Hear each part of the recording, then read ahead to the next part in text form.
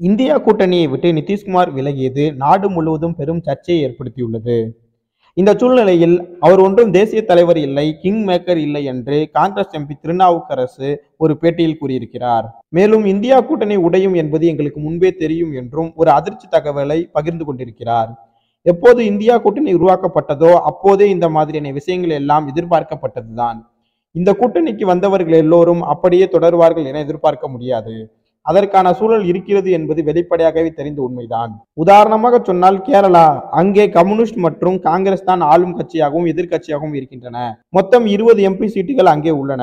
இந்த இரண்டு கட்சிகளும் இந்தியா கூட்டணியில் இருக்கின்றன. எனவே இருவரும் ஆளுக்கு தலா 10 இடங்கள் என பிரித்து கொண்டு தேர்தலில் போட்டியிட முடியாது. ஆகவே அந்த தேர்தலில் இரண்டு கட்சிகளும் தனித்தனியாக தான் நிற்பார்கள், வேறு வழி இல்லை. யாருக்கு எவ்வளவு சீட்டு கிடைக்கிறதோ அதை வைத்து பிறகு கூட்டணிக்கு முயற்சிகள் நடக்கும். அதுதான் அரசியல். இந்தியா கூட்டணியை இரண்டு விதமாக பார்க்க வேண்டும். ஒன்று, திமுக காங்கிரஸ் போல பலமான கூட்டணி. இங்கே காங்கிரசும் திமுகவும் தேர்தல் வருவதற்கு முன்பே இணைந்தே இருக்கிறோம்.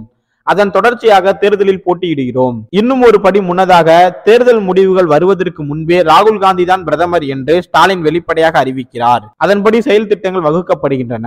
இது ஒரு விதம். இதே போலவே கேரளா கூட்டணியும் இருக்கும் என எதிர்பார்க்க முடியாது. மேற்கு வங்கமும் பஞ்சாபும் கூட அப்படித்தான். கூட்டணி அமைக்கும் போது சீட்டு எண்ணிக்கை சார்ந்த பிரச்சனை வரும் என்பது எங்களுக்கு தெரியும்.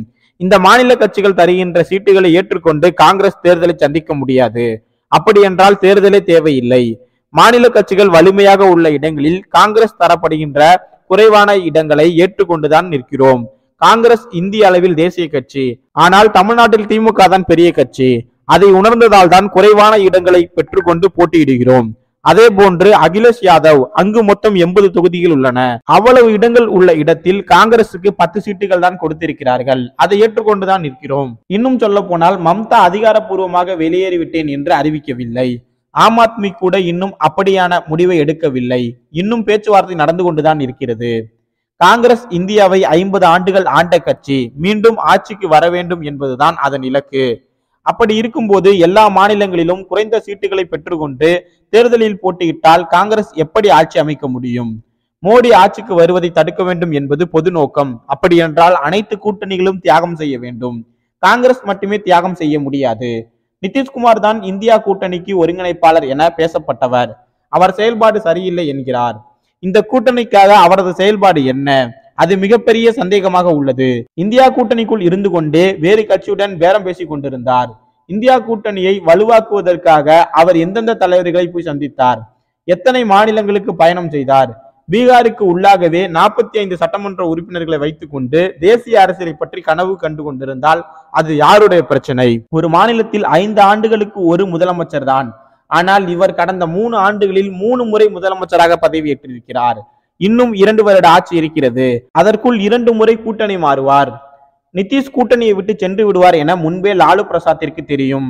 அவர் கார்கேவை முன்னே எச்சரித்திருக்கிறார். அதை கார்கே கூட வெளிப்படையாக பேசியிருக்கிறாரே.